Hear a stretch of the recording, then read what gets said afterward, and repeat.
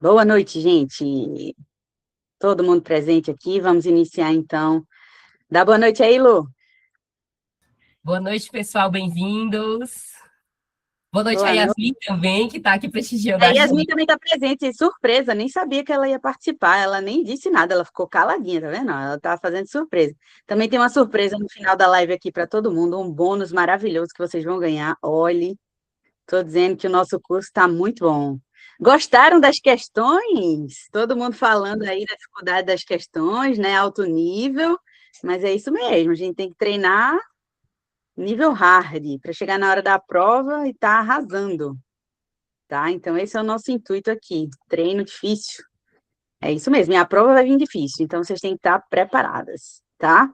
Gente, eu quero dar boa noite para todo mundo, Jimena que acabou de entrar, todo mundo está entrando aí, boa noite, pessoal. Bom, vamos hoje falar um pouquinho, né, como a gente já tinha estabelecido no cronograma inicial do nosso curso, essa live foi propositadamente colocada agora, para a gente estar fazendo nesse dia, né, nessa semana, que a gente está fechando as correções. Então, a última correção acabou de ser entregue agora, que eu soube que o Helder entregou a última correção. Então, se alguém, eventualmente, não tiver recebido a correção por alguma questão de e-mail, que hoje até teve uma aluna que me disse que não recebeu, e foi porque realmente houve algum equívoco e eu reencaminhei, tá? Então, se vocês não tiverem recebido, falem comigo, porque a gente vai, todas as correções que nós recebemos já foram encaminhadas, então encaminhamos até antes do prazo dos 7 dias úteis, tá? E aí, pessoal, essa nossa live foi justamente programada para agora, para a gente poder conversar sobre os aspectos, né, que a gente visualizou que os corretores tiveram aí nas correções de vocês, dessa primeira rodada, para que a gente possa trazer aspectos específicos, tá, das correções, e trazer um diagnóstico geral mesmo, a impressão que a gente teve, e os erros mais comuns, e dicas para que vocês não cometam na prova. E nada melhor do que a Luciana aqui, que foi aprovadíssima, com a nota maravilhosa na segunda fase, que fez colocar ela nas vagas, tá, do concurso do Piauí, e aí ela vai trazer vários pontos, a Lu participou das correções, quem não teve a correção, né, por ela nessa primeira rodada, vai ter na segunda rodada, provavelmente, certo? A gente vai rotacionar os corretores para que vocês tenham aí acesso a mais de um professor, tá? E aí é justamente nosso intuito agora trazer que, pelo que eu vi, eu dei uma olhada também nas correções como um todo, conversei com todo mundo, tá? Vocês têm um conhecimento jurídico. Afinal, a gente está realmente aqui tratando de alunos que já estão se preparando para uma prova de alto nível, tá? O desafio não foi o domínio do tema, não, mas foi essa conversão do que a gente fala, né, em dominar o tema juridicamente, mas colocar num papel para que seja pontuada ali pelo examinador. Que esse é o grande desafio da prova discursiva, que até a Yasmin falou bastante nas aulas que vocês tiveram acesso, tá? Então, o salto dessa nota vai vir com a técnica, vocês têm que aprimorar essa técnica. Não só aumentar o conteúdo, porque o volume de conteúdo estudado vai ser muito importante, mas essa técnica de aprimorar, de colocar uma resposta que seja totalmente pontuável, é o que vocês realmente vão precisar, tá? Então, conhecimento existe, agora falta o que a gente chama de arquitetura de resposta, foi o que a gente notou em muitos alunos, tá? Vocês chegaram à conclusão correta, mas não justificaram de forma suficiente para poder pontuar muito bem. Então, as respostas, como assim, a gente vê, né? Sim, não cabe, ou é constitucional, mas por quê? Essas respostas simples não pontuam nada, ou muito pouco, certo? Vocês precisam demonstrar o quê? O fundamento, os requisitos, a consequência, as características. Clarissa, eu não sei nada, gente, parte do geral, como a gente falou na resposta, não vai desistir, né? De responder, por favor. Eu vi umas respostas muito pequenas, às vezes de 20 linhas, escreveu 5. Você já desistiu da sua prova, tá? Então, você já desistiu da sua prova. Se você entregou 5 linhas de 20, você já desistiu da sua prova. É que nem na prova oral. Se você não fala nada, você vai desistir da sua prova? Você chegou na prova oral nesse momento, tá? Quero muito que vocês estejam na prova oral da prova de Alagoas. E aí, como é que vai ser? Certo? Então, essa resposta precisa mostrar toda uma fundamentação. Se você não sabe exatamente, mas alguma coisa precisa ser pontuada, você precisa lutar pela sua prova, certo? Você não pode deixar entregar assim de mão beijada para o examinador, não, pelo amor de Deus, tá? Então, vou abrir agora para a Luciana começar e falar um pouquinho sobre a técnica das respostas, certo? Lu, fica à vontade, vamos embora. Obrigada, gente. Boa noite novamente a todo mundo. Boa parte de vocês me conhece, quem não conhece, meu nome é Luciana. Fui mentoranda da Clare, Clary pegou no meu pé para eu estudar. Pegou, não, ela sabia, ela mandava as coisas, eu obedeci, fazia direitinho, foi muito bom. Vamos passar aqui direto para o assunto, para a gente não perder tempo, ser bem objetivo e aproveitar o máximo possível aqui das dicas e do que a gente tem para passar. A primeira coisa que a gente tem que ter em mente quando vai fazer uma prova é que provas diferentes exigem técnicas diferentes, tanto de estudo quanto de resposta. Quando a gente vai fazer uma prova objetiva, a gente aprende a chutar, aprende a captar as pegadinhas da banca. E quando a gente passa para uma prova subjetiva, a gente tem que ter uma certa técnica, porque a resposta não está lá. A gente tem um enunciado que pode ter alguns elementos para a resposta, mas a resposta não está lá. Você tem que construir a resposta. E para você construir a resposta, você precisa de um fundamento, um alicerce. Para que você tenha esse alicerce, você tem que, primeiro, você tem que ter um planejamento. Você não vai ler uma questão e vai começar a responder imediatamente. Às vezes, a gente nota que as pessoas são muito ansiosas e começam a fazer isso. E vão querer construir o carro no meio da corrida. Não dá certo.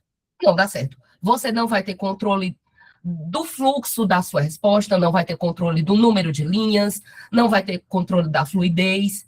Então, isso prejudica muito a nota. O que é que a gente sempre orienta? Você planeje antes de escrever. Então, o que é que você vai fazer? Você vai pegar a sua folhinha, vai ler lá a questão, vai circular todos os verbos que você achar.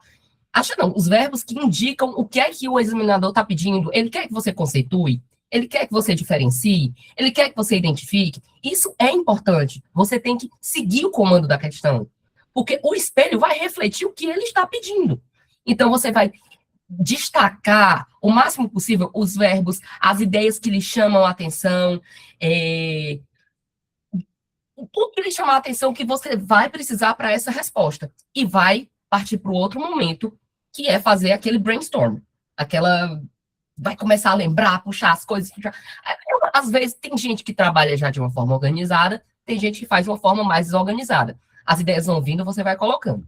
Teve até uma aluna que falou comigo, que disse assim, que às vezes ela fazia esse rascunho, anotava várias ideias, e às vezes não colocava boa parte dessas ideias na resposta, porque tinha medo de não pontuar. Eu disse, minha filha, pelo amor de Deus, não faça isso.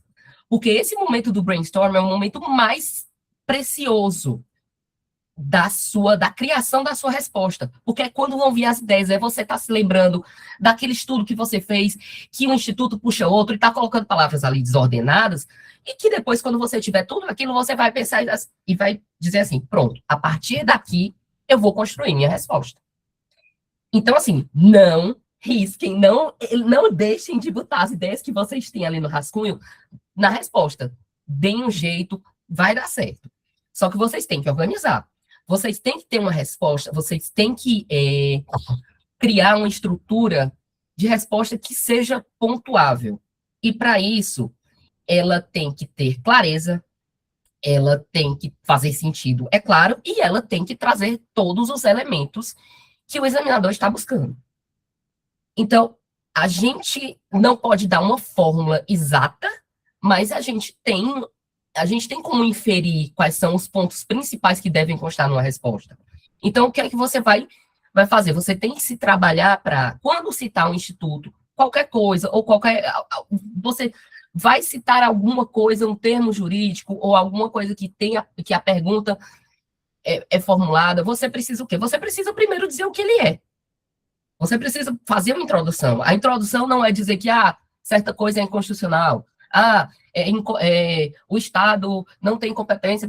Você tem que primeiro dizer, conceituar um instituto. Você trabalha com a natureza jurídica ou o conceito. E vai passando para aquela... Pensa na pirâmide de Kelsen, mas de uma forma meio... assim, só para lhe orientar. Depois você vai tirar o fundamento constitucional disso, fundamento constitucional e princípios. Sei lá, você vai dizer, a propriedade, o direito de propriedade tem fundamento na Constituição Federal, artigo 5º. E daí é que você vai descendo no escalonamento para você dar toda a resposta que o examinador pretende. Se aquele instituto ele tem requisitos, tem limites, tem exceções, você cita depois, que aí isso, normalmente você encontra isso na legislação infraconstitucional. Depois você diz a consequência jurídica e faz a subsunção ao caso concreto. No final é que vai vir aquela resposta. Portanto, é inconstitucional. Portanto, não é possível. Não é a primeira coisa que você responde. Você não pode simplesmente jogar e depois. Assim, poder pode. Mas isso vai exigir uma resposta muito mais truncada, vai pedir mais linhas, vai dar um trabalho maior. Vamos sempre trabalhar com uma resposta cuja ordem seja direta. Você vai progredindo nas ideias. Isso deixa muito mais clara a correção. Você não precisa contar com a boa vontade do corretor. Você tá lá, ele vai só ticando no espelho. Eu corrigi prova agora. Até a gente que está trabalhando nessa tentativa de ajudar vocês, a gente sente quando flui, quando ai, tá aqui, e fica feliz. Agora, imagina um corretor que às vezes está de saco cheio, está brigado com a mulher. Eu acho que o meu corretor da prova do Piauí estava com o pá virado quando ele corrigiu minha prova. Porque a minha nota subiu depois dos recursos, estava tudo na prova. Talvez eu não tenha sido direta o suficiente. Não sei, eu não sei o que aconteceu. Então a gente tem que sempre ter essa preocupação. E aí, a resposta, quando vocês forem escrever essa resposta, além de ter essa arquitetura, vocês têm que ter preocupações formais no sentido de pensar no número de linhas. Vocês não podem, sabem que não podem extrapolar o número de linhas, e tem que ter um pouco de bom senso para identificar. Eu não sei se as provas da SES estão vindo com os quesitos e no final do quesito tem a pontuação. Algumas provas vêm, outras não vêm. Vejam as pontuações que são dadas para os quesitos. Se tem um quesito que tem uma pontuação muito alta, você há de convir que ele vai cobrar mais itens para você responder. Então, provavelmente, esse seu parágrafo vai exigir mais linhas. Então, vão fazendo esses pequenos cálculos. Vocês têm noção do tamanho da letra de vocês, vocês conseguem calcular isso aproximadamente. E, mais uma vez, façam o esqueleto. Pensem na frase que vocês vão escrever e não saiam escrevendo sem critério. Porque isso vai levar a desespero, isso vai levar a descontrole e acaba prejudicando o mental. A gente tem que estar muito centrado quando vai resolver uma prova dessas, certo? E até uma coisa interessante, Lu, só para complementar aqui, a prova vocês vão ter tempo suficiente, tá? Essa é uma prova que tem uma quantidade de horas, assim, bem tranquila, tá? Não precisa de correria, não, eles até aumentaram, né? São 4 horas para 5 questões, antes eram 2 horas e meia. Então, calma, dá tempo de fazer um esqueleto, não dá tempo de fazer um rascunho, mas dá tempo de fazer um esqueleto para depois concatenar as ideias na resposta principal, tá? São 20 linhas, então vocês têm que ter um raciocínio assim, quantas linhas mais ou menos eu vou gastar para esse tópico, quantas linhas eu vou gastar para esse outro, né? E é como a Luciana falou, se algum tópico, sei lá, vale 14 pontos, né? E o resto é a parte formal. Se eles pontuam 7 em um ponto, veja a importância, os outros pontos dividem, né? Então, vocês têm que dar mais atenção nesse ponto maior, tá? Então, não gastem também toda a linha no primeiro ponto, né? Também é isso, às vezes a gente se empolga, já escreve um monte de coisa no primeiro, quando vê no final, ficou faltando linha. E às vezes é o oposto, né? Que eu falei no começo, escreve 5 linhas, então não pode nem 8 nem 80, tá? Então é isso. É isso. E aí a gente tem que ter um bom senso também. Eu entendo que teve gente que disse, muitas coisas foram cobradas, né? Falando do simulado, né? Mas assim, a gente está treinando vocês para vocês terem essa técnica de concisão. A gente não pode entregar na pergunta exatamente o que vai ver no espelho, porque vocês também têm que ser treinados para olhar a pergunta e saber, puxa, quais são todas as informações que eu tenho a respeito desse instituto. Ok, são essas, estão lá no seu rascunho, no seu esqueleto. Tá, mas quais são as relevantes para responder a questão? Então, vocês têm que pensar, fazer todo esse raciocínio para calcular o tamanho da resposta de vocês. Ainda na técnica de resposta, E pensando também na concisão. É, e é uma coisa que a gente tem que sempre colocar numa balança. A gente quer escrever bem, a gente quer escrever com um texto fluido, que use conectivos, que use portanto, que use um logo, que use em decorrência disso e tal. E isso tem que ser muito bem empregado, porque é mais um aspecto que demonstra para o corretor que você pensou na sua resposta, que você sabe o que é consequência de algum instituto ou de alguma conduta da administração. Só que isso tem que ser usado de uma forma parcimoniosa para não perder muito, para você não ocupar muitas linhas, mas também não pode ser um texto muito seco, sem uso de conectivo, só, sei lá, a competência prevista no artigo 24 da Constituição é a competência concorrente. Bom, você não pode só jogar as informações. A gente não está tratando de um tópico, de uma prova escrita em tópicos. A gente precisa de um texto coerente. Então, é uma preocupação que vocês têm que ter. Mas, assim, do que eu vi nas correções, eu acho que está tudo muito. Tá tudo bem utilizado. Eu acho que vocês estão no caminho. E voltando ao que eu já falei, a conclusão é o fechamento dos blocos. São aquelas frases, né? Portanto, a conduta da administração foi legal e tal. Isso não é o que vai vir no começo.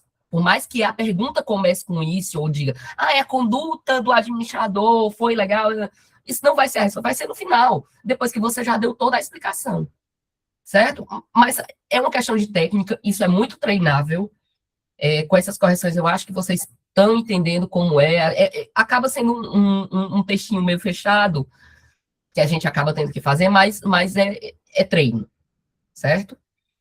Dá para decorar os conectores, né, Lu? Dá para decorar, por exemplo, conector de fechamento. Portanto, assim, logo, nesse sentido.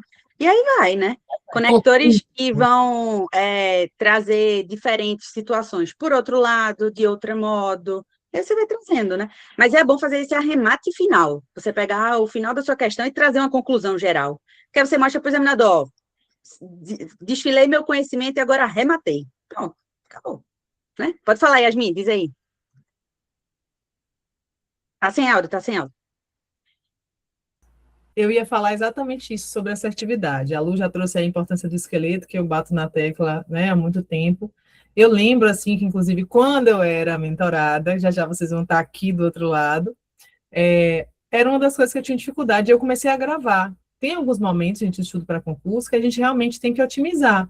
E aí, se você precisa gravar os conectores, grave, decore, leve fechadinho, aquela coisa ali já mais ou menos estilizada, não se importe em repetir. Porque na primeira questão eu usei os mesmos, na segunda eu vou usar os mesmos, não importa. O que importa é se o texto está fluido e saia de cima do muro. Então, às vezes, por exemplo, você vai fazer uma questão sobre concurso público. Aí você vai conceituar o que é concurso público, forma de acesso aos cargos públicos, os princípios aplicáveis, o prazo de validade e quando, aí a questão pergunta quando existe direito subjetivo de nomeação. Você explica o que é direito subjetivo de nomeação, massa, ótimo, bacana. Mas o que a questão quer saber? Naquele caso, tem direito subjetivo de nomeação? Por quê? Então, para você chegar nessa resposta, você falou tudo de concurso público, você explicou o que é direito subjetivo de nomeação, mas ali ele quer saber o quê? O STF admite a exceção nessa hipótese? Então, aplicar ao caso concreto. Então, trazer a assertividade para a resposta de vocês. Isso é muito importante. Eu penei, eu acho que muita gente pena, e depois você aprende a fazer isso, e isso é completamente treinável. E vocês vão ver que, no fim das contas, hoje, cada vez mais, eu acho que desde a fase objetiva, a gente viu aí, por exemplo, na PGM Campinas, o que as bancas têm exigido não é um copia e cola, é um raciocínio, é demonstração de raciocínio. Tanto é que, como o nível dos alunos tem subido cada vez mais, então eu acho que isso tem sido uma estratégia mesmo das bancas para elevar o nível das provas. Então, tem sido exigido um raciocínio. E uma outra coisa que eu acho interessante ponderar é que, assim, vocês ali estão sendo avaliados quanto ao conteúdo, mas quanto ao posicionamento. Então, o procurador ele vai se posicionar. Ainda que você não lembre, você pode não lembrar. Ninguém aqui roubou o computador. Vai acontecer de você chegar numa prova e você se deparar com uma questão que você não sabe. Isso vai acontecer. Aconteceu comigo na prova oral, porque numa discursiva não pode acontecer. Entendeu? Isso vai acontecer. E a gente tem que estar também treinado para lidar com isso, não desistir da prova, tentar buscar os conceitos laterais ali do tema, tentar pescar no enunciado, a Lu vai falar mais ainda sobre isso, para essa parte de técnica de escrita vocês conseguirem desenvolver. Mas eu acho que é isso, dentro desse ponto aí, para também não adiantar os assuntos. Fechar aqui o microfone. Mas só já vou pegar o gancho, eu vou adiantar um assunto, porque eu acho que é muito importante isso. Teve uma coisa, eu aprendi com a Brenda, e tá até aqui no nosso roteiro, essa questão de ser assertivo e de se posicionar e fazer um raciocínio. A Brenda disse assim, Luciana, quando você for fazer uma prova, você pensa como ministro. Pensa como ministro do STF. Se posicione como um ministro. Claro que com a ótica do serviço público, da administração pública, porque é isso que, ao fim e ao cabo, eles querem. A gente quer selecionar o procurador que consiga raciocinar diante de situações que vão ser postas na frente dele. E foi isso que me salvou no Piauí. Porque no Piauí, quando eu fui terminar o parecer, a gente tinha que falar sobre regularização fundiária e dizer se cabia ou não a regularização fundiária lá, numa situação que ele tinha dado. Eu tinha decorado a lei, sabia todos os requisitos, falei. Só que no final eu fiquei, vale-me Deus, o que é que eu vou dizer? O que é que eu fiz? Eu disse, bom, se a lei diz que não pode haver a regularização se o terreno está localizado em terras protegidas, quilombolas, se o valor é tal, eu comecei a dizer, a procuradoria tem que só mandar ofício para a PUNAI, para o Instituto Palmares, para saber qual é a situação da terra, se está se sobrepondo à terra protegida, tem que pedir avaliação Comecei a criar requisitos relacionados àqueles requisitos da lei, que eu pensei assim, pô, o procurador, ou se fosse um ministro, ele ia botar condições para haver a regularização fundiária.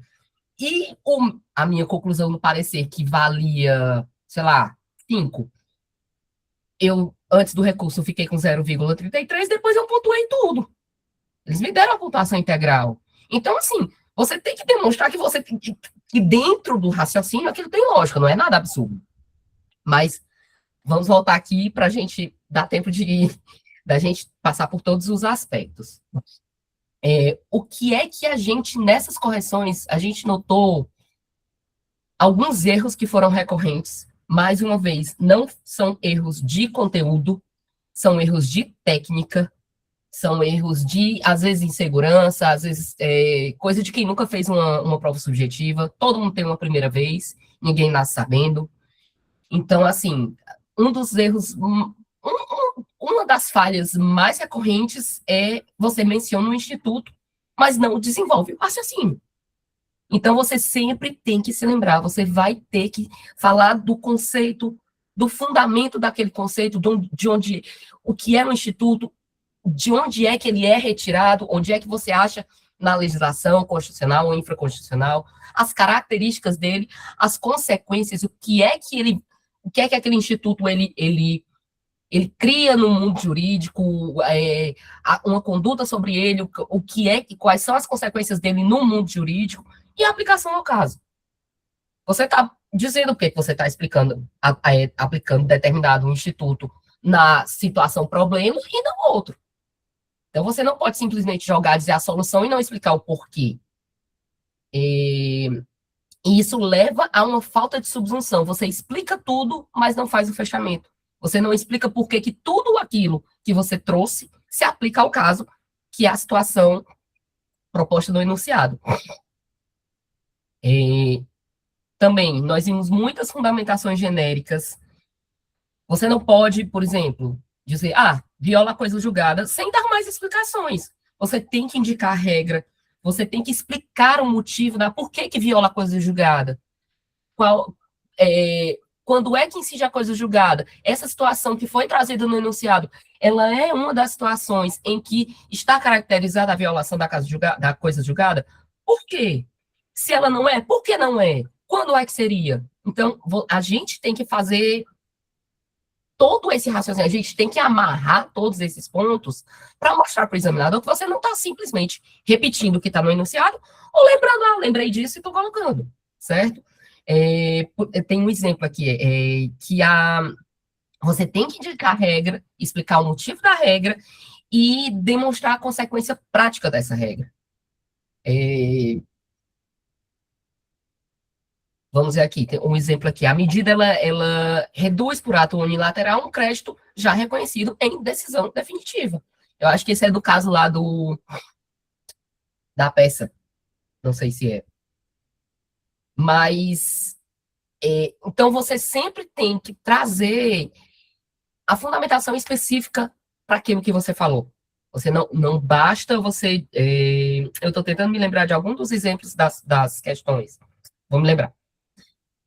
Outra coisa, quando você esquece, por exemplo, que aconteceu comigo agora, de características ou as exceções.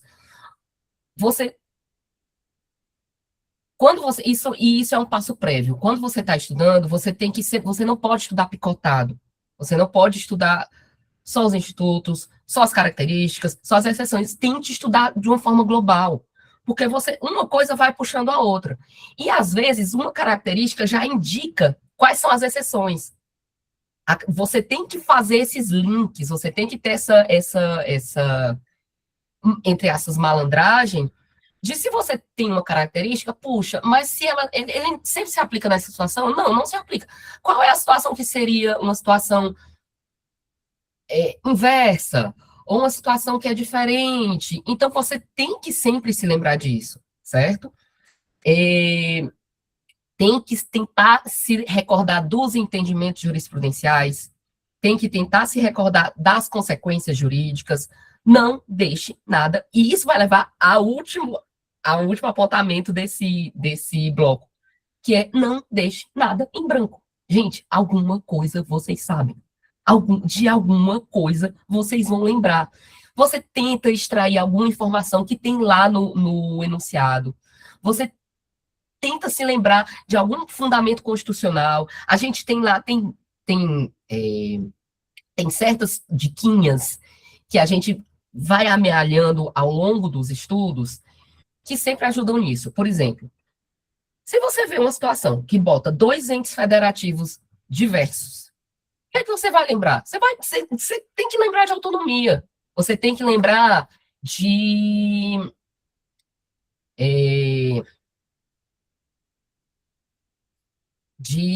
federação.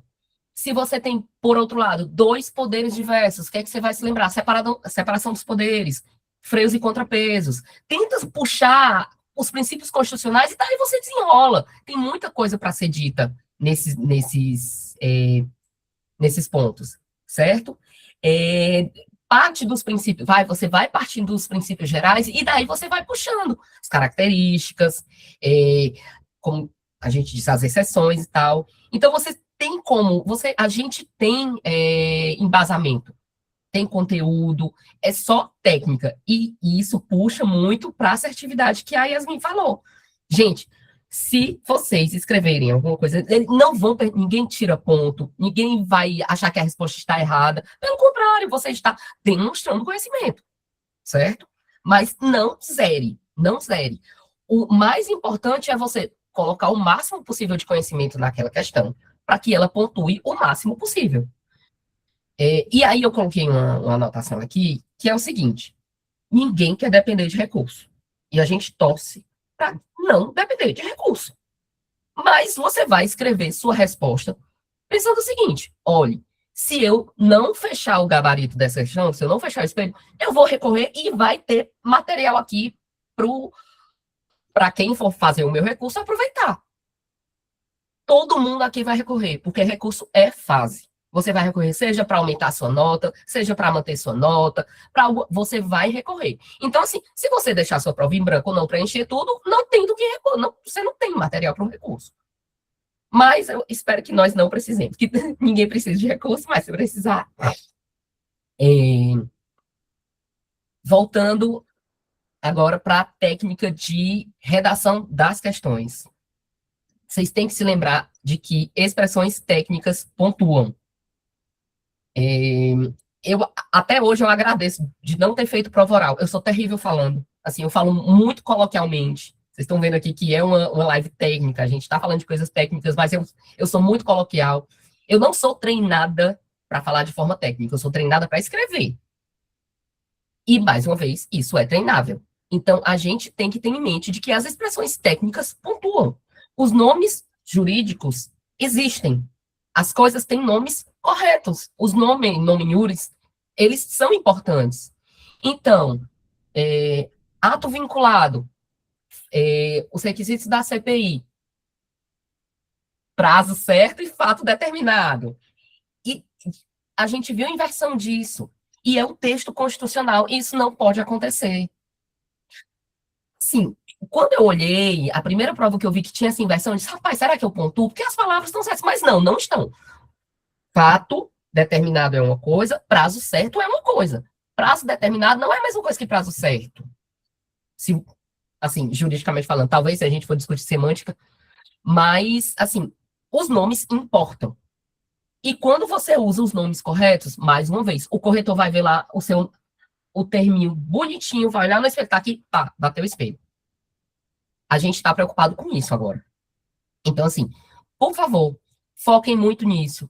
Tentem não usar linguagem coloquial. Não precisa ser aquela coisa empolada, como aquela prova que zerou na USP, que o rapaz escreveu um texto com palavras que, nossa, que não dá para entender nada. Não precisa. Mas a gente tem que ter um certo formalismo. Escrever de uma forma... E isso passa muito pelo estilo, de você escrever de uma forma direta, de você escrever usando termos adequados, certo? Então, ter essa preocupação, quando estão estudando, marcar mesmo, olha, destacar os termos que são recorrentes, quando você está lendo a jurisprudência, eles citam os nomes que viram nomes emblemáticos, que você tem que citar. Então, isso é importante. Não lembra, esqueceu? Puxa, tá, chato, muito chato. Descreve a situação, pode ser que depois você lembre, você coloca na sua prova, mas tente sempre se lembrar, sempre focar nesses termos. E aí, como eu falei de jurisprudência, a gente tem que também aprender a trabalhar com os precedentes, certo? Você tem que indicar, em geral, eu não me sinto seguro e confortável em dizer que basta você dizer, segundo o STF, segundo o STJ.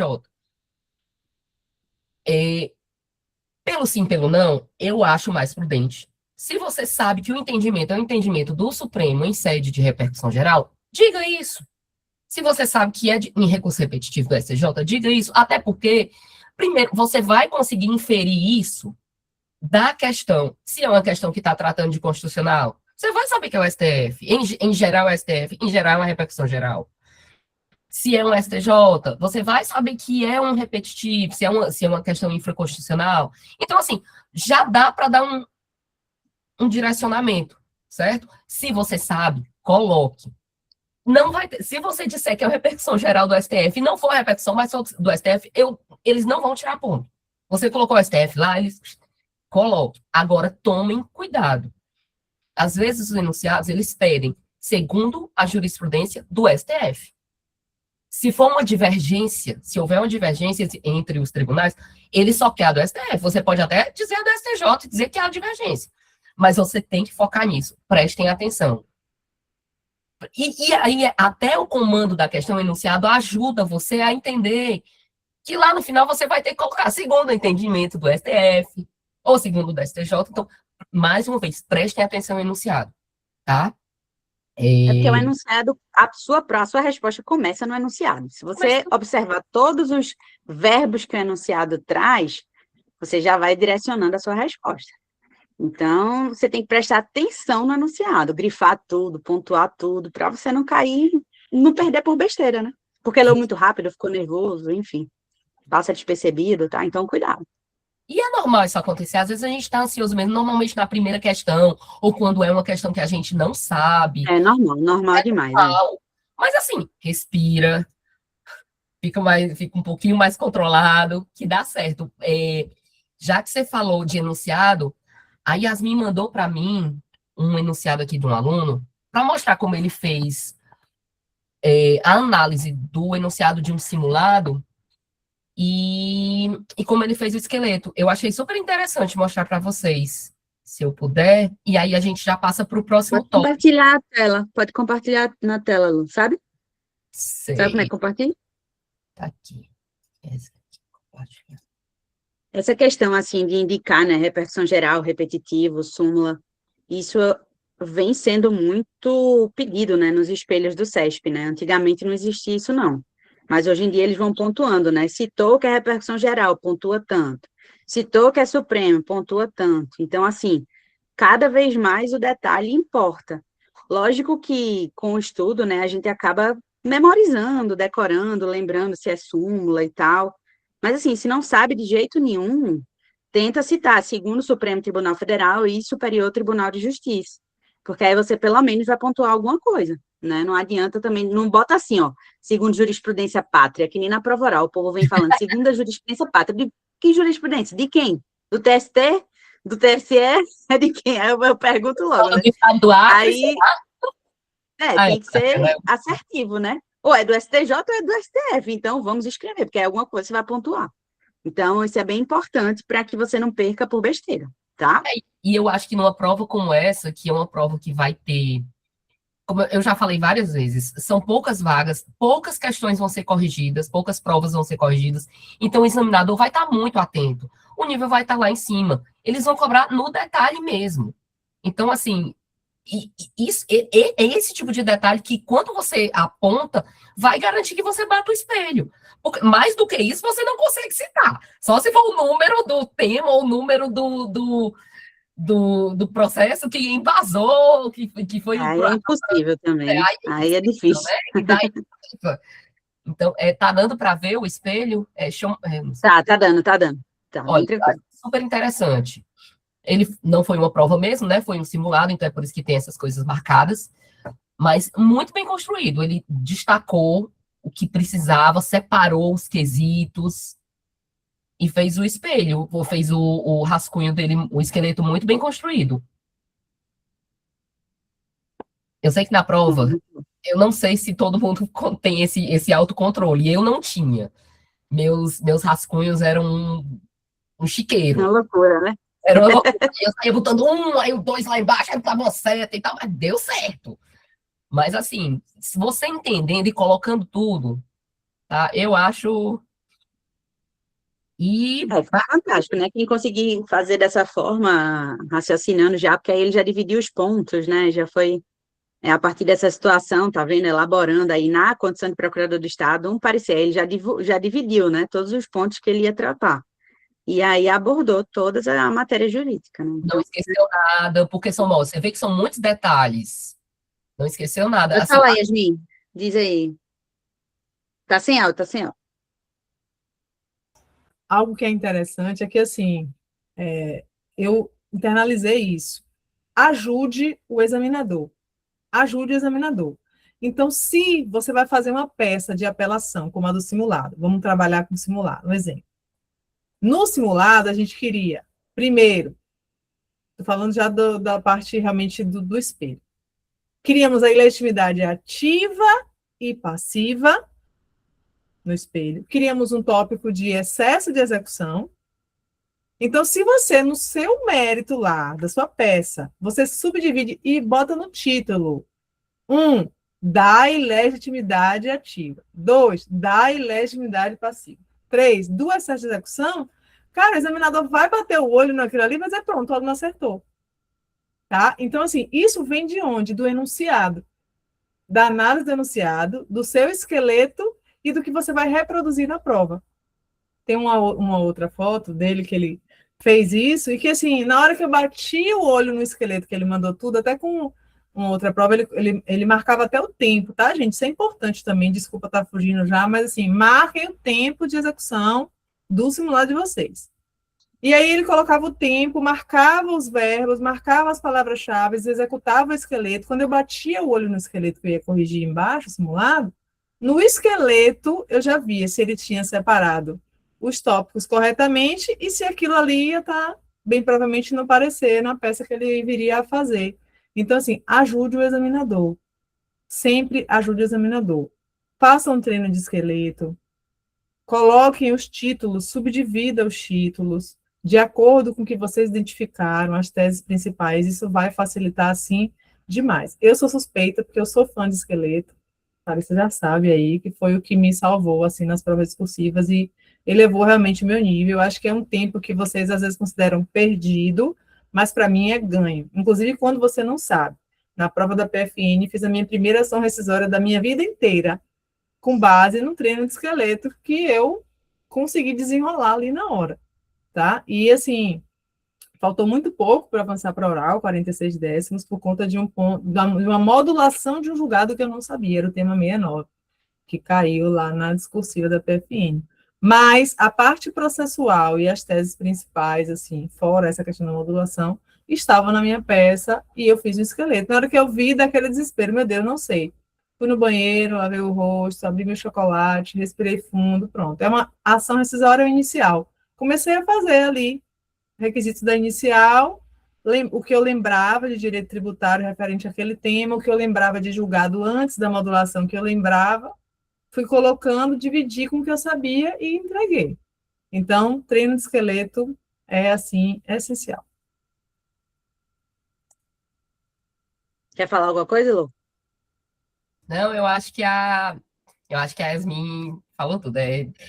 O dela certamente é mais organizado do que o meu, porque o meu esqueleto era uma bagunça, mas Mas cada um tem a sua forma, né? cada Não um tem a sua precisa forma, disso. e esqueleto também é o que me salva, porque você é o que eu disse no começo, né?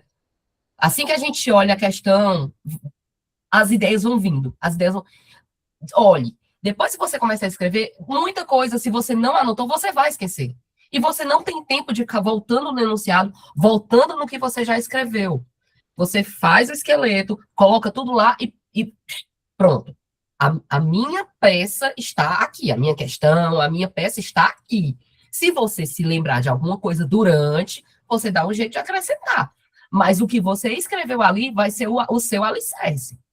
Então, faça, não confie na cabeça de vocês na hora para sair escrevendo desinvestado, porque não dá certo. Eu não vou dizer que não dá, porque pode ser que tenha alguém que consiga e tal, mas, em geral, não dá certo. Tudo precisa de preparação. E tudo isso, no final das contas, essa live, o resumo dela é preparação, porque com isso você evita vários desses erros que a gente está apontando, você evita questão de extrapolar número de linhas, faltar linha, sobrar linha, não ter assunto, falar errado, mudar de tema, você evita tudo isso. Você deixa de ter problemas com o próximo tópico que nós teremos, que é com a apresentação, com a forma e com a apresentação, porque você vai saber onde você colocar seus parágrafos, você vai saber fazer suas margens bonitinho, direitinho, separação silábica. Gente, regras que a gente aprende que nunca é demais repetir. Errou, passa um traço, pronto, não aconteceu nada. Acesse e já informa. Passou um traço, aquilo não vai ser considerado. Não se preocupe, não precisa passar dois, não precisa riscar. Passou, finge que nada aconteceu. Deu uma tropeção, continua a escrever. Não pulem linhas. Eu vi muito, muito, muito nas peças, gente. Não, pelo amor de Deus, é melhor deixar sobrando linha no final do que você ir pulando, porque se pular no final não tem salvação. Se faltar linha, não tem salvação. Não pulem linhas. Se você fizer já uma peça toda organizada, com tópicos, com parágrafos, pular linhas é desnecessário para você separar os tópicos, tá? Tentem escrever períodos curtinhos, uma linha, escrever uma frase, ponto. Usa de vez em quando aqueles conectores para ficar uma leitura mais fluida, mas não façam períodos muito longos, não façam aquelas frases enormes que começa, aí vai, aí bota entre vírgulas, aí volta para a ideia. Gente, fica muito truncado. Até você se perde, até você deixa de saber o que é que você escreveu, do que é que você está falando. Também cuidem, por favor, da ortografia, da caligrafia e da apresentação em geral. Eu sei que o ideal era ninguém estar precisando se preocupar com isso agora, certo? O ideal era todo mundo focar no conteúdo e na forma de decorar peças ou de treinar concisão e tal, mas às vezes a gente tem que tomar um cuidado mesmo com a caligrafia e com a ortografia da gente. Dê umas revisadas, umas regrinhas de português, para não perder ponto por besteira. Não, eu vou dizer porque eu caí muito nisso também. Eu sempre achei que eu escrevia muito bem. E a gente sempre acha que escreve bem.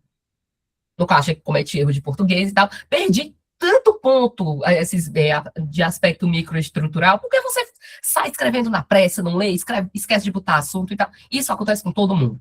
A gente tem que tentar minimizar esse tipo de erro. Cuidado com as abreviações, com as remissões não muito claras. E, por favor, não identifiquem jamais a prova de vocês.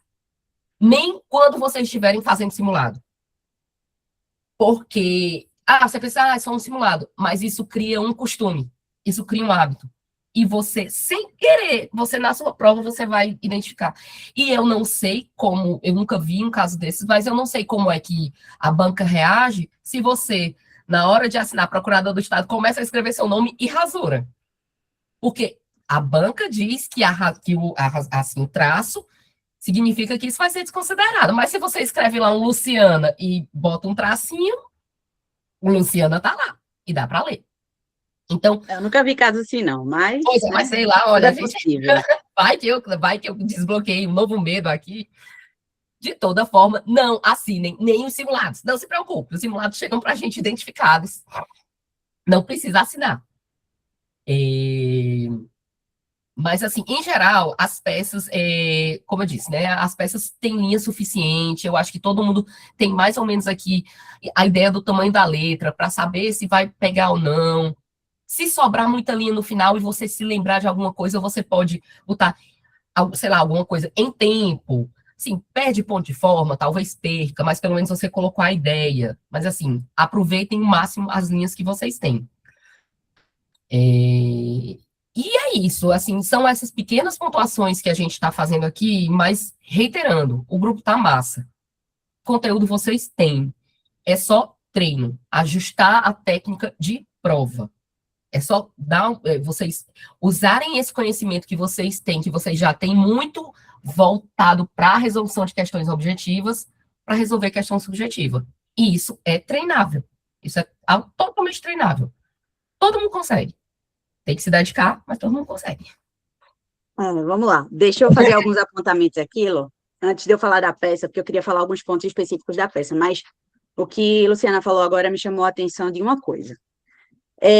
Hoje em dia, a gente raramente pega numa caneta para escrever, tá? É tudo muito no celular, no computador, no tablet, tá?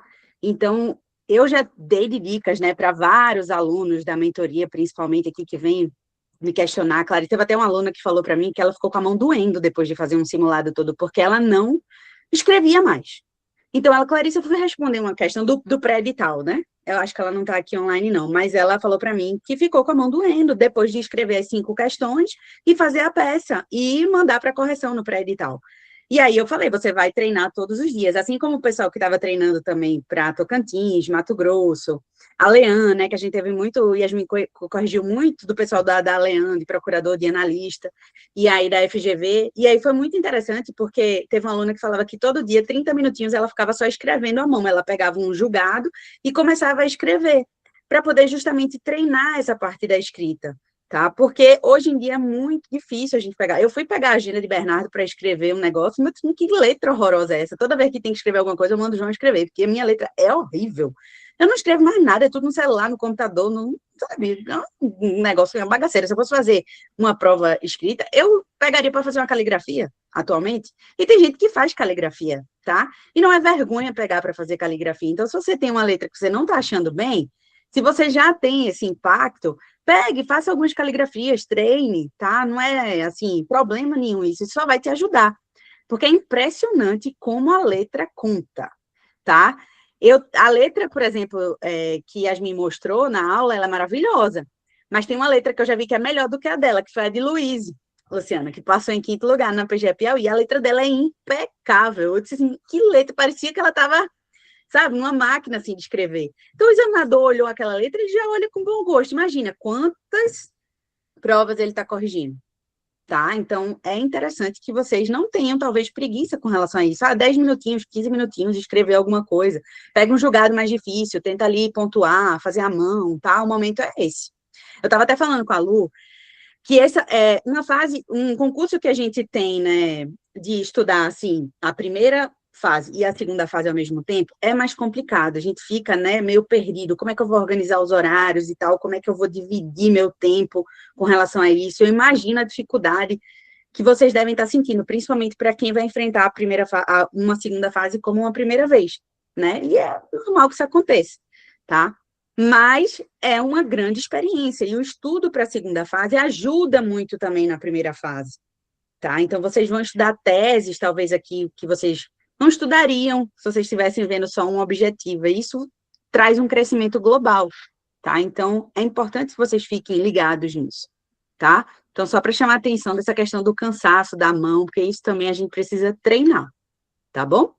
Outra coisa, eu queria falar um pouquinho da peça. O que a gente teve na peça aí da nossa primeira rodada com correção? Tivemos uma peça que muitos alunos erraram a peça, tá? E aí vieram no meu WhatsApp, Clarice, eu errei a peça, e agora? Não vou passar na prova, ai, não sei o que lá, não sei o que, tá? Muita gente fez um agravo, era uma apelação, tá?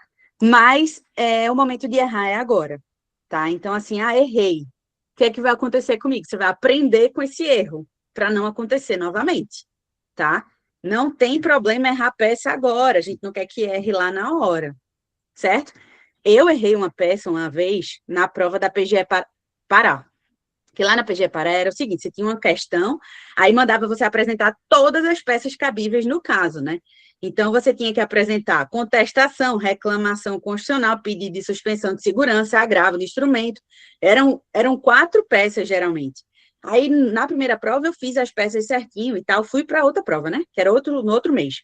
Chegou no outro mês, veio um negócio trabalhista. Eu sei que, na verdade, eu fiz, foi um agravo de instrumento, mas não era agravo de instrumento, era um mandado de segurança.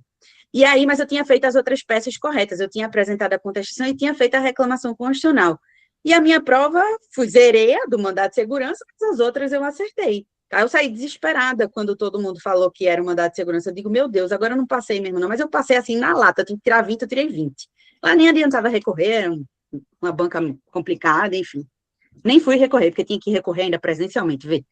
Então, assim, gente, errar a peça na hora também, muitas vezes, assim, errei a peça na prova em si, né? Tem esse grande detalhe também. Então, vamos trabalhar para que isso não aconteça, tá? Então, quem fez um agravo, vamos entender o porquê isso aconteceu, para que isso não aconteça novamente, tá? E aí, vocês vão treinar todas as outras peças, por isso que eu falo do treino com esqueleto. As meninas estavam falando desse negócio de esqueleto, mas é muito importante vocês treinarem com esqueleto. Façam uma curadoria das provas do CESP aí dos últimos 5 anos. Pega as PGEs, PGMs que a gente teve nos últimos 5 anos, faz esqueleto da prova, vai vendo, pontuando e depois fazendo um checklist com o gabarito do CESP. Você já vai treinando o raciocínio jurídico. E aí você vai treinando, vendo se você acertou a peça e tudo mais. Aí vieram me perguntar, mas vale a pena treinar a prova que foi com consulta, já que a prova de Alagoas vai ser sem consulta? Tudo, vai treinar tudo. Tem que ficar saindo, escolhendo, não, PGM, PGE, o que teve aí do CESP, tá? Tudo a gente aprende, certo? Então, essa questão da peça, do erro, a gente tem que sempre observar. Então, leiam o enunciado com calma, entendam em que fase processual está, qual a natureza da decisão, tá? Qual a providência que você tem que pedir, e aí qual o instrumento mais adequado para essa providência, certo? Aqui na rodada, estava em cumprimento de sentença. Tá em cumprimento de sentença não significa automaticamente um agravo, você tinha que analisar o conteúdo dos efeitos da decisão da peça, do enunciado, para você chegar corretamente que deveria ser apresentada uma apelação, tá? Então, vocês, numa peça, tem que ter cuidado também em todos aqueles tópicos fazendários, cabimento, tempestividade, intimação pessoal, prazo em dobro, tá? Mandado ex lege, dispensa de preparo, certo? Efeito suspensivo, quando é cabível ou não, aqui tinha que ter pedido, o nome da peça correta seria uma apelação com pedido com efeito suspensivo, tá? Tecnicamente. Então, atenção para esses mini pressupostos, né, que você tem que colocar, completos e sucintos. Cabimento, tempestividade, intimação. Então, você já tem que ter isso decoradinho, gente. Isso é muito fácil de você decorar. Faz aí 2, 3 linhas e já vai decorando. Chegou na hora da prova, você nem pensa tanto, você já vai tudo, mesma coisa, certo? É bem fácil isso, assim. Então, atenção à contagem do prazo, pré-questionamento, em caso de recursos, né, pedido de intimação de parte contrária para contrarrazões, também remessa ao tribunal, tá? Então, assim, é importante que vocês fiquem atentos a todos esses detalhes, porque tudo isso vai estar pontuando. A peça aqui vai pontuar toda a parte processual e também a parte meritória, claro, né? Uma coisa que vieram me perguntar também, sobre a questão aqui do mérito, era uma apelação.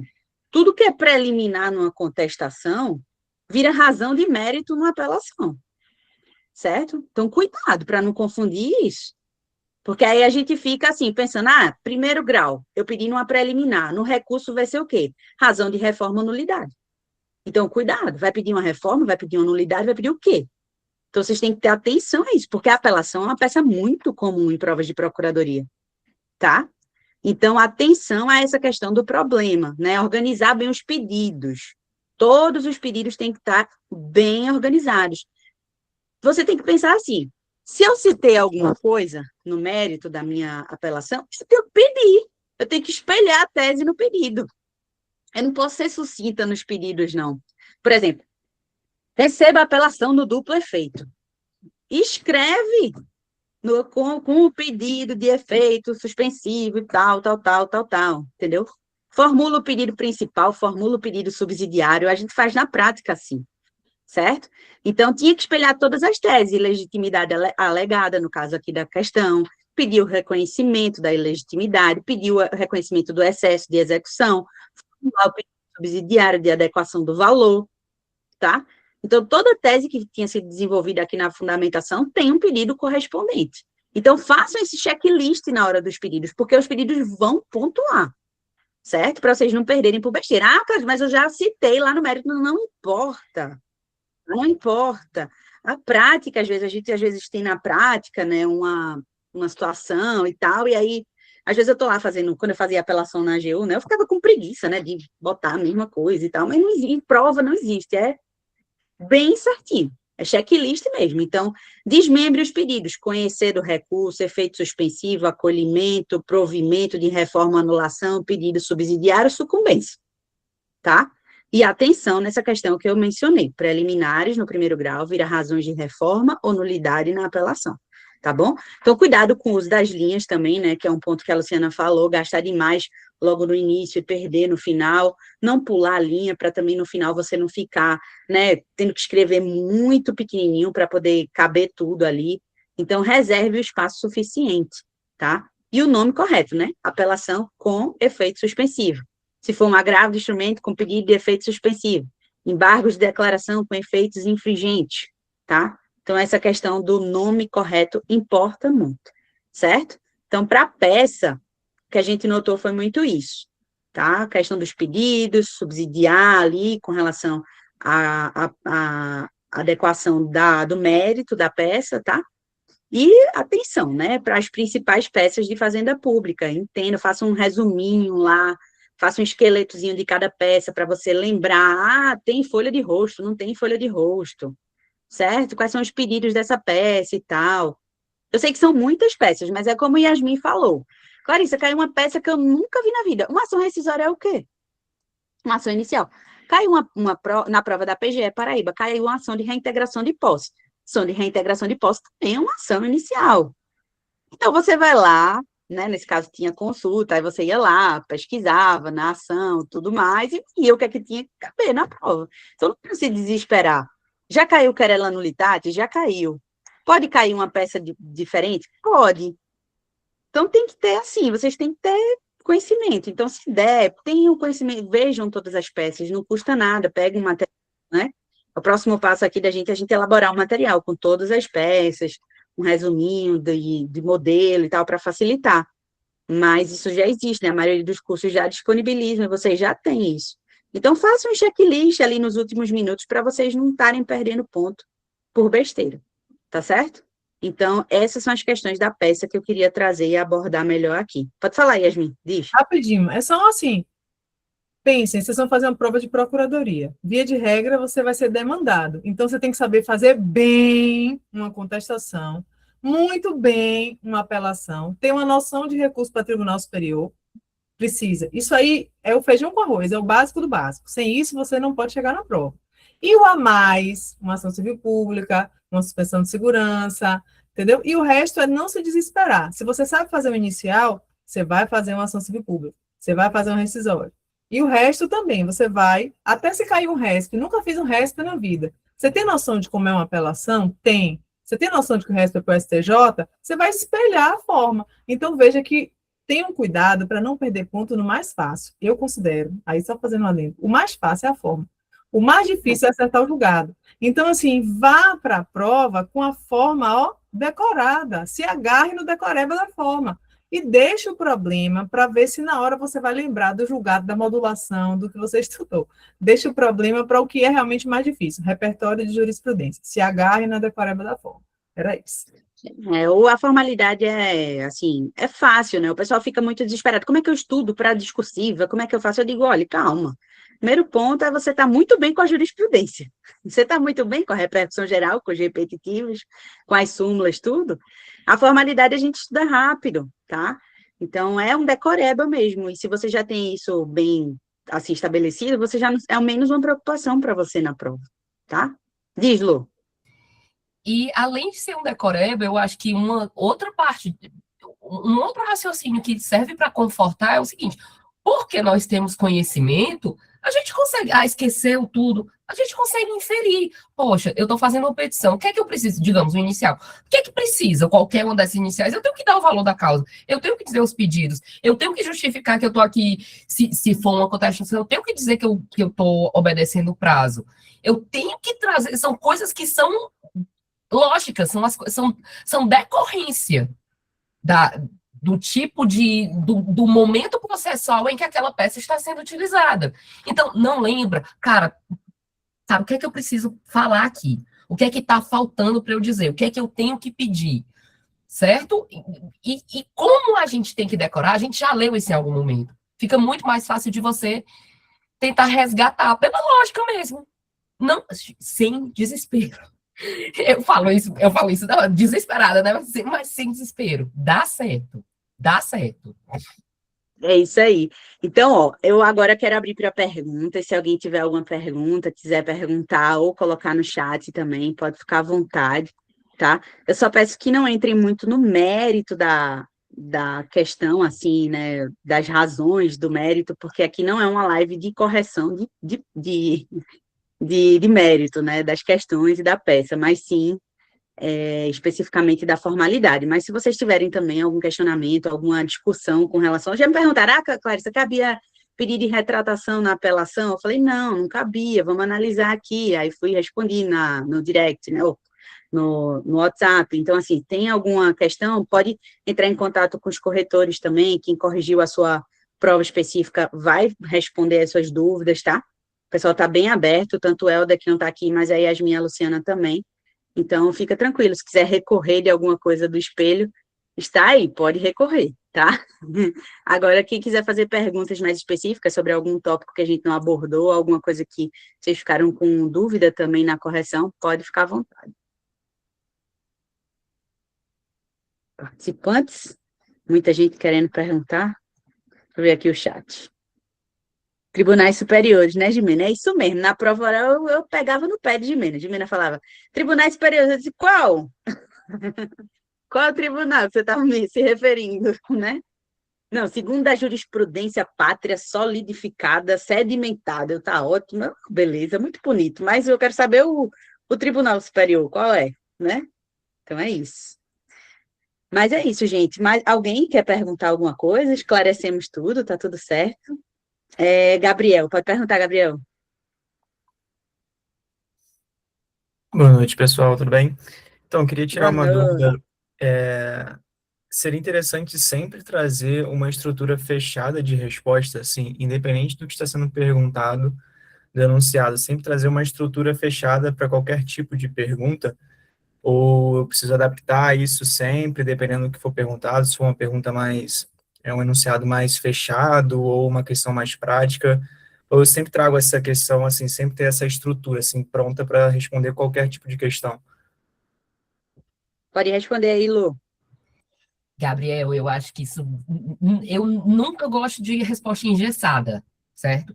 Porque há um universo de perguntas que o examinador pode fazer.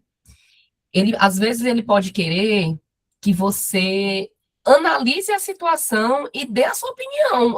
Não dê a sua opinião, mas dê um fundamento, fundamente por que a Procuradoria agiu dessa forma e não agiu de outra, e deveria ter agido de tal forma. E você não pode, claro, você vai sempre, deixa eu ver aqui um exemplo aqui, deixa eu ver se eu posso te dar um exemplo mais concreto. Mas enquanto eu estou pensando aqui, o que eu indico é, não leve uma resposta dessa engessada, porque você tem que sentir o que é que o examinador quer. Eu estava elaborando as questões, eu não vou dar spoiler, mas eu estava elaborando as questões aqui, e, às vezes, a gente se pega perguntando, eu vou perguntar e vou querer que o candidato, ele traga só os institutos que estão lá na legislação infraconstitucional e só sai citando. Porque, como é uma prova que não tem consulta, então a gente está fazendo também esse teste com vocês. E às vezes não, às vezes a gente quer que você fundamente, você justifique a conduta da administração pública, ou que você justifique qual é a medida que a administração pública tem que tomar, e vai ter que seguir todo esse item. Mas assim, você não... Isso é um ponto de partida para você elaborar a sua questão, a sua resposta, para você saber se você para você imaginar que você vai pontuar todo o espelho. Porque, assim, a gente não sabe o que é que vai vir no espelho. A gente não sabe exatamente o que o examinador quer. Mas a gente trabalha para cobrir todas as bases. Então, esse guia que a gente está passando, se vocês quiserem até, a gente manda depois por escrito, né? Esse mini roteirinho. Ele meio que garante que você vai cobrir todas as bases. Poxa, são os aspectos mais relevantes desse instituto. É a previsão, é o nome, é o conceito, é a natureza jurídica, é a previsão constitucional, é a previsão infraconstitucional, são as características, as exceções, se tem alguma discussão jurisprudencial a respeito dele. Beleza. Mas, assim, às vezes, você não tem tanto espaço para escrever tudo isso. Às vezes, o examinador não quer tudo isso. E isso vai caber da sua análise da questão. Certo? Você tem que analisar o enunciado, Gabriel. Agora, eu acho que tem uma coisa que é sempre bom fazer, é fazer o arremate final. Em cada tópico, você dá aquele arremate final, aquela conclusão, entendeu? Porque aí você fecha, você encaixa o raciocínio. Então, vai depender, se o examinador pediu para você só conceituar, para você diferenciar também, justificar, você tem que analisar os verbos, né? Conceitue, diferencie, justifique, aponte as consequências, analise o caso concreto, né? Então, às vezes é uma questão que tem um caso concreto, às vezes não tem. Então, vai depender muito do enunciado. Mas uma base de uma estrutura, com certeza, eu acho que a gente tem que ter uma ideia. Agora, na hora, vai ser adaptável de acordo com o que você tem no enunciado, de acordo com a quantidade de linhas que você vai ter disponível para responder cada tópico e fazer esse fechamento, né, da questão. Mas o mais importante numa prova como a de vocês é saber que não vai ter muita coisa de lei seca, né? Ou vai vir mais aspectos doutrinários ou mais aspectos jurisprudenciais para vocês raciocinarem nesse ponto. Pode dizer, Yasmin, diz aí, completa. É isso, eu ia falar isso. Foque no enunciado. Se você tiver com dúvida em como você vai proceder na questão, foque no enunciado. Mas eu acho sempre bom a gente ter o conforto da gente. Eu lembro que isso eu levo para todas as fases, da objetiva discursiva oral. Se você se sente mais confortável, tendo uma noção de conceituar, trazer princípios, características, tenha isso com você para qualquer prova. E aí você vai adaptar, você vai olhar o enunciado. O enunciado pede discorra sobre. Discorra sobre é algo muito amplo. Você vai fazer uma redação. Se ele te perguntar, no caso concreto, era possível o juiz extinguir o processo? Aí você vai responder sim ou não, era possível ou não. Por quê? Porque existe já um julgado nesse sentido, em razão da violação desse princípio, e aí, por esse motivo, não é possível extinguir o processo. Entendeu? Então, você vai adaptar conforme o caso. Quem vai te dar a dica é o enunciado. Quando eu entendi isso, minha cabeça fez assim, deu um plot twist. É o enunciado que vai guiar você para o que você vai responder. Isso é para tudo. Inclusive, na prova oral, vocês vão se guiar pelo enunciado. Então, vale a pena se guiar. Preparem para a prova oral, que eu já estou animada. Vamos nessa. Essa daí, Jimena vai treinar comigo de novo. Amém. Gabriel, pode falar. Essa questão de Sim, obrigado pela resposta de vocês. Essa questão de estruturar a minha resposta é realmente algo que eu preciso melhorar. E essa questão de trazer, assim, de concluir o raciocínio é de extrema importância, né? Até acho que o Helder, que corrigiu a minha rodada, ele coloca para trazer sempre micro conclusões, assim. Eu costumo começar escrevendo, fundamentando e tudo mais, e tentar concluir tudo no final, assim, trazer uma conclusão para o texto todo. E, assim, muitas vezes eu acabo me perdendo nisso aí e não trazendo uma resposta satisfatória, sabe? Então, realmente, isso é extremamente importante. Mais uma vez aí, muito obrigado.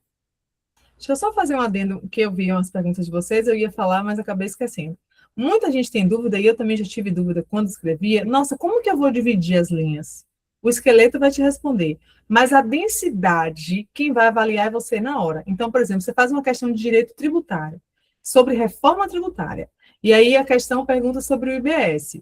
O item 1 é o IBS, no item 2 ele pede os princípios, no item 3 ele pede a aplicação do caso. Naturalmente, você vai vendo que vai ter uma cadência. O primeiro item ele vai ser maior. Ele vai ser maior. Você vai ter que conceituar o tributo, falar da alíquota, você vai ter que falar do sujeito passivo, da legitimidade, então vai ser maior. O segundo item ele tende a ser um pouco menor. E o terceiro item ele vai ter o quê? Uma subsunção. Então, assim, essa questão da densidade e divisão das linhas, ela depende do esqueleto, mas depende do feeling que só o enunciado vai te trazer, tá? E vai te ajudar a organizar a resposta como um todo. Muitas vezes é dúvida também. Eu coloco 1, 2, 3, ou eu faço um texto corrido? Isso eu já recebi algumas dúvidas também nesse sentido. Eu vou subdividir, vou colocar um texto corrido? Depende. O enunciado, ele está falando de um tema só. Se fosse, por exemplo, para falar sobre o CBS e elencando, você poderia fazer um texto corrido e ia ficar bacana, ia ficar ótimo. Mas se as perguntas forem diametralmente opostas ou não tiverem relação uma com a outra, aí eu prefiro que indique item 1, item 2, item 3. Beleza? Estava sem áudio. Seguindo aqui, pode perguntar. Maíra? Oi, boa noite a todos. Boa noite. Pronto, o meu simulado eu fiz um pouco kamikaze, né? Assim, eu fiz sem qualquer tipo de esqueleto, né? Estou passando por um problema de saúde, fiz uma cirurgia na semana que eu fiz meu simulado, estou 3 dias de operada, então, assim, era muita coisa na cabeça, muito controle de ansiedade, prova, cirurgia, e aí eu queria entregar, né? O meu objetivo era entregar naquele curto prazo que eu tinha, entregar naquela situação que eu estava vivendo, né? E aí foi um pouco kamikaze. Acho que até vai ser bom, porque esse próximo, agora com a reunião que a gente teve, eu vou fazer de uma forma muito mais estruturada e vou poder realizar realmente as comparações, né? De um simulado que eu fiz só na intuição de ir escrevendo, inclusive me faltou muitas folhas para apelação, não consegui nem formular o pedido correto no final, na verdade não teve espaço para formular o pedido, né? Gastei muito espaço, muito linha na qualificação, né? Sempre ficando atenta àquela questão do endereçamento, de colocar endereço eletrônico, sabe aqueles requisitos do CPC? Eu me procurei muito também colocar esses requisitos, né? Colocar a questão que estava sendo repressada pelo procurador, colocar a questão da dispensa da procuração. Então, assim, eu fiz uma qualificação bem extensiva que acabou que me limitando também os espaços da própria desenvoltura da apelação. E aí tive até a dica, acho que foi a Yasmin que corrigiu a minha petição, né, de diminuir essa qualificação, de mais ser concisa, mas ainda assim, Yasmin, eu fiquei com medo de, tipo, faltar alguma coisa na qualificação, sabe? Cadê o endereço? Ela não colocou aqui que tem o endereço da procuradoria, ela não colocou aqui que está faltando aqui o endereço eletrônico, então assim, eu fiquei com medo também de faltar isso, certo? Então, eu queria perguntar, essas coisas, elas pontuam na prova, essa qualificação se completa, a exigência do CPC ou não? E a segunda pergunta é uma forma de ajuda, realmente, porque hoje o meu estudo, ele não está sendo mais um estudo como eu queria fazer, né? Como eu disse, eu estou de 3 dias de operada. Então, sim, eu estou indo até onde meu corpo aguenta ir. E eu queria saber mais de vocês, qual seria a dica, assim, do estudo da subjetiva. Eu vejo que a Sebrasp, e pude ver, inclusive, no próprio simulado, foi cobrado mais a questão da jurisprudência. Mas eu me preocupo muito com a questão da letra da lei, por exemplo, a Luciana citou aí na prova dela do Piauí, a questão, acho que foi regularização fundiária, salvo engano. Requisitos, esses requisitos, você me preocupa do PNMA, sabe, da questão da lei de recursos hídricos. Então, assim, até que ponto a gente precisa também imiscuir nessas situações para decorar, para levar para uma própria subjetiva, ou a gente pode ficar numa tranquilidade mais na leitura da jurisprudência? Posso responder? Mayra, peraí. É Mayra, Maíra, Mayra. Mayra, mas atendo por todos. Mayra, Maíra, Mayra, Maiara. olha, a parte da qualificação, o que é que a gente sempre faz? A gente decora, é uma coisa bem formulaica mesmo.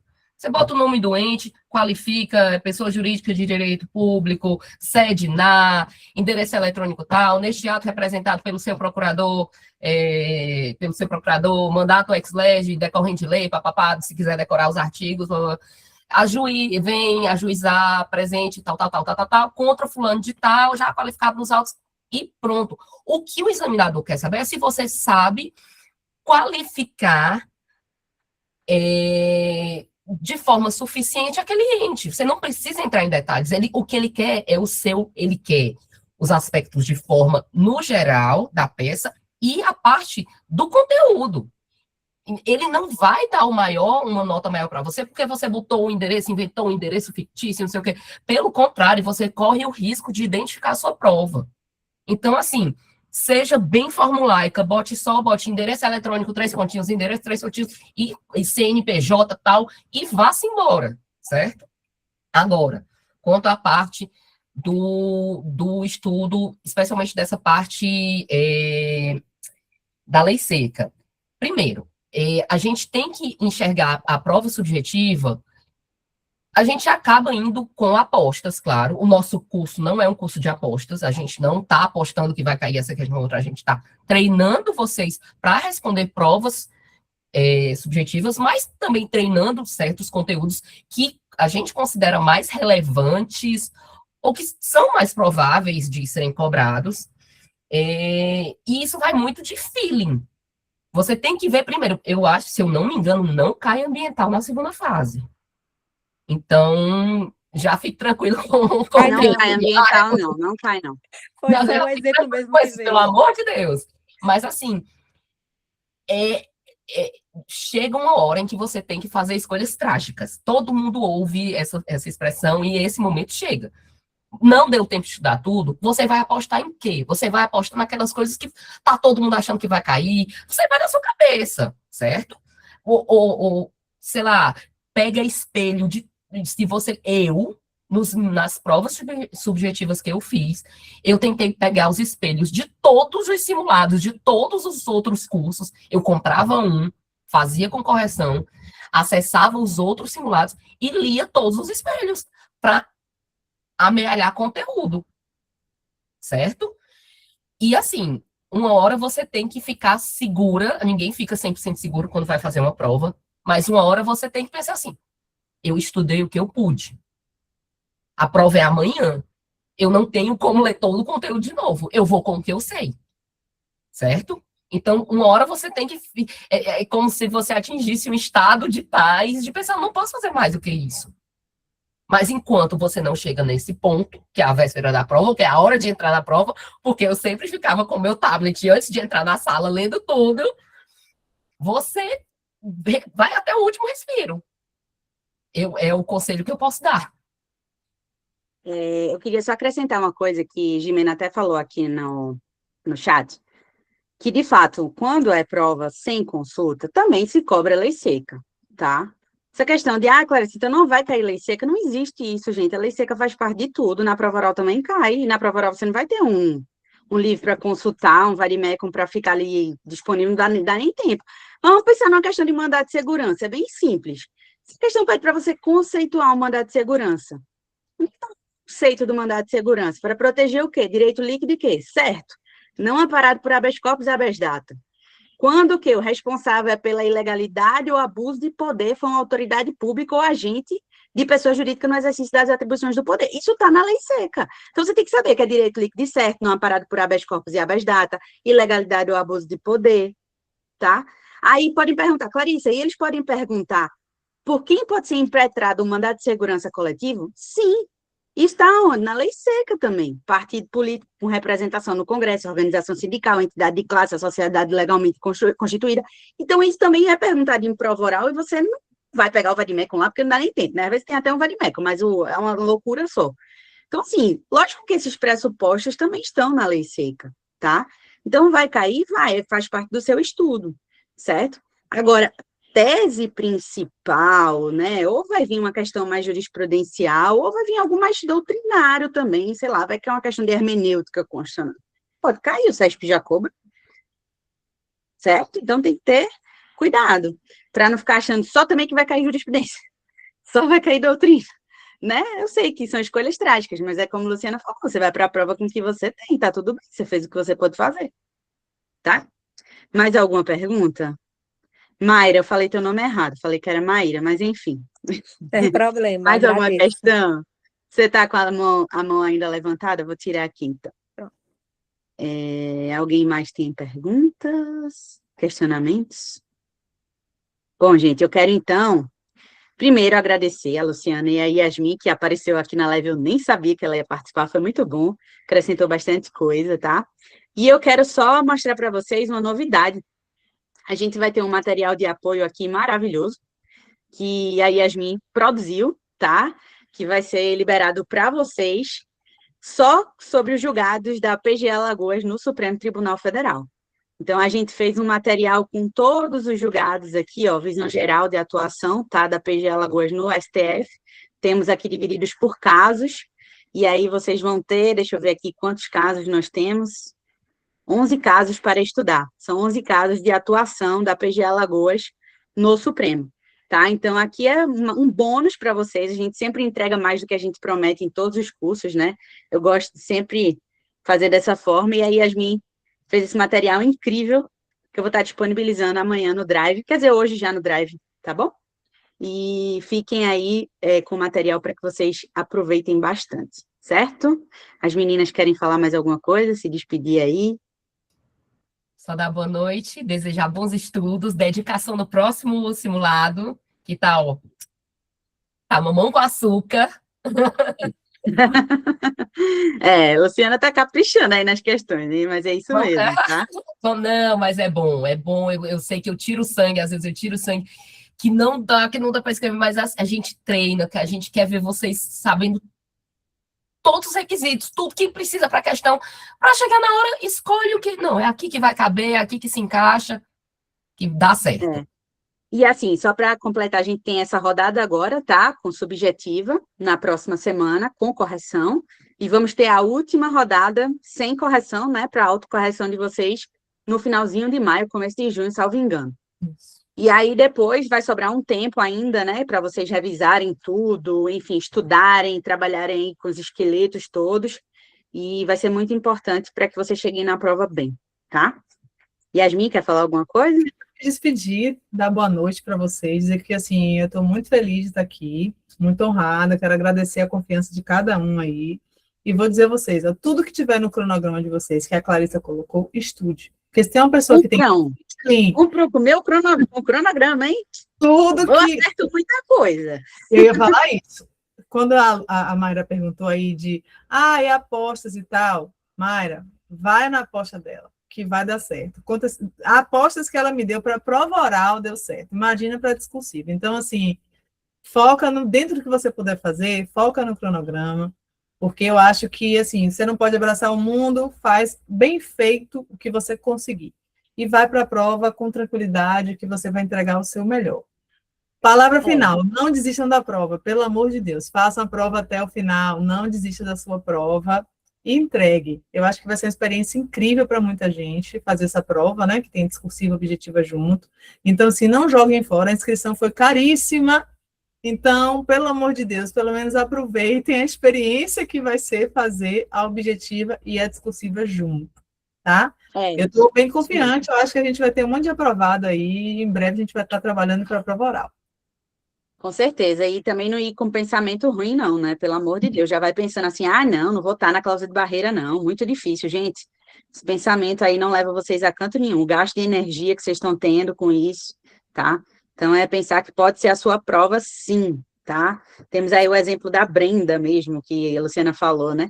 Que a primeira prova dela discursiva, ela passou e foi super bem. Ficou em terceiro lugar na PGR Rio Grande do Norte. E aí? Porque ela não pode ser você também, tá? Então, esse pensamento é um pensamento limitante, é um pensamento de fracasso, que não quero que ninguém fique pensando nisso, certo? Se a gente pode gastar energia pensando coisas boas, vamos gastar nossa energia pensando coisas boas, tá bom?